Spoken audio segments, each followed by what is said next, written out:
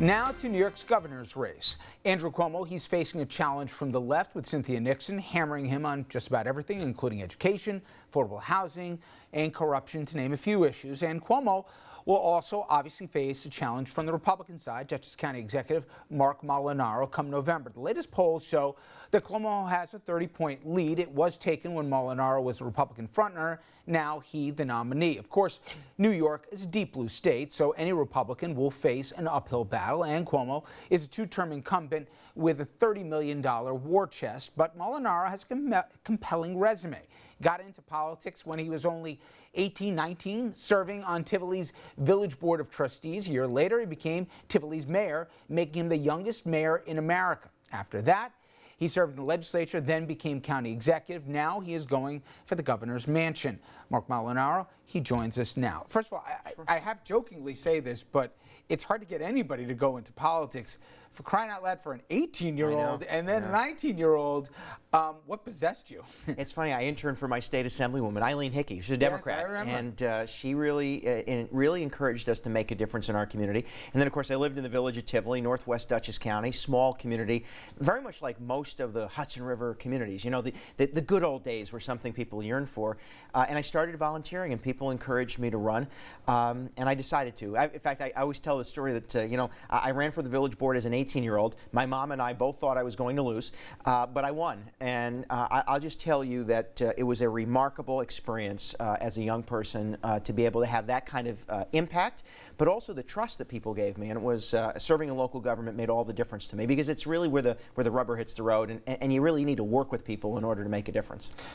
Listen, in the last couple of years, a poor reporter of ours has literally full-time been covering corruption trials, not just at Albany, Trenton and other places.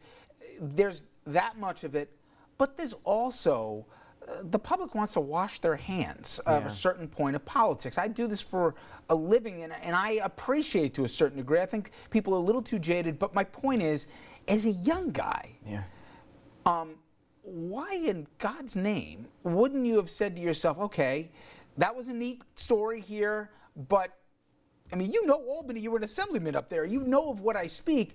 Why do this as a full vocation instead of it being the second or third chapter of your life? Because I'm not willing to give up, and I'm not willing to give in to people who think public service is about them. And I mean that so sincerely. You know, we're celebrating the life and legacy of Robert Kennedy this time of the year. Bobby Kennedy said that public service is a dignified duty. I believe that. I'm not perfect, but I believe that if you allow others to take advantage, they will. Why are you a Republican? I ask that question because you've just invoked Bobby Kennedy. One of your heroes is Teddy Roosevelt. Yeah. I have a lot of Republicans who don't recognize their party anymore, certainly don't recognize the president as being the flag bearer for their party. You have you're very moderate positions on a lot of things, even progressive in certain positions. Yeah.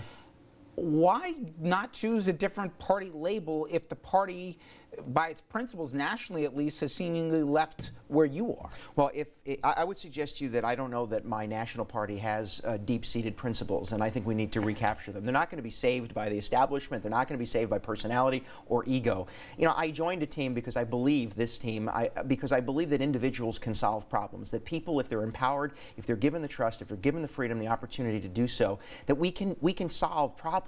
And by the way, believe that as an elected official, and a Republican elected official, that it's incumbent upon me to bring people together to solve those problems. Let me go through some of the policies here and where you stand on them in terms of comparable to the New York electorate. SAFE Act was something the governor passed in the wake of one of the many school shootings that we've had. Was that a good piece of legislation? Do you believe that there are too many guns or not enough guns in New York? I believe that as a society we've ignored the root causes of violence, and that there are too many young people, in particular young boys, who are living through traumatic experiences that seem to think violence is the way to act. The governor, listen, rushed through in the dark of night a policy, and even if it were a good policy, and I don't believe it was, but even if it were a good policy, to avoid public conversation, to avoid democracy, he even said, the only way this will ever pass is if I rush it through quickly, because the public would revolt against it. Yeah, that's actually called democracy. That's the way it works. And I think that if you're going to craft policy, you need to have people who disagree and agree around the table. I will tell you, though, that what we ought to be doing, and I challenged even the governor today, we ought to be ensuring that we're focused on mental health services. Those are dealing with traumatic experiences. This state, from his father to him, have dismantled those services and left many people struggling really hard on the streets all across the state of New York. We also need to make sure that our schools are safe. I think every school needs a school resource officer, and I don't think that any student should go back to school in New York in September without them. Do you want to arm teachers? No, I don't. No, I think teachers have enough on their plate, which is why I also take issue with the governor's sort of half-hearted, most recent proposal. He doesn't even expect it to move. He's not putting any push behind it. I think teachers have enough on their plate. In fact, they ought to be teaching and inspiring kids to learn. Mark, I know you want to cut taxes. I do.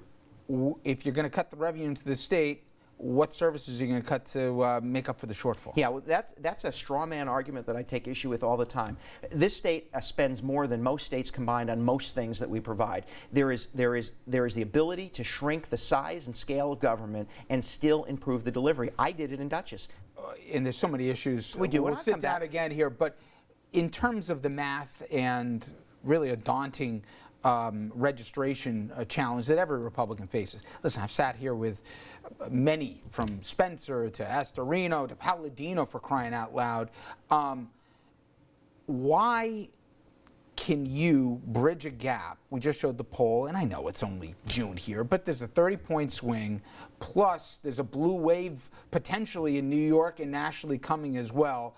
How does the map and the calendar play to your favor when a lot of people don't know of you outside of the Hudson Valley? Yeah, well, listen, that's fair.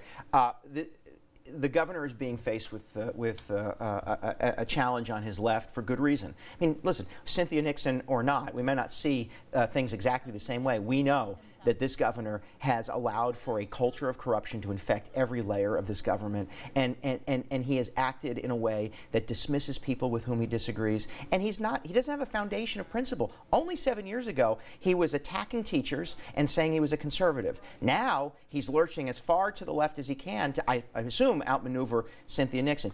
Last question for today's conversation. If Donald Trump called you and said, hey, Mark, you want me to campaign with you around New York, would you say thanks but no thanks, or would you tell him where to show up? I haven't gotten the call yet. My position is that there are going to be moments where this president produces real good things for New York, and I'm going to say so, and I'd welcome that conversation. And then there are moments when he won't, and I said that too. I opposed the elimination of the SALT exemption vociferously. I was in Charlottesville after that horrific experience in Charlottesville that weekend, and said the president's response was inappropriate. I say it the way I see it, and I welcome anybody to encourage voters to support a good guy, me, working hard for real people. All right. Well, this will be the first of hopefully many conversations. Absolutely. Mark, I appreciate it. Thank you so much. Thank you. All right, folks, coming up next, more and more Republicans, they're going after the president, and the red line that Trump is saying that he could pardon himself, as well as also the tariff plan. We're going to talk about that and more with ABC News political director Rick Klein.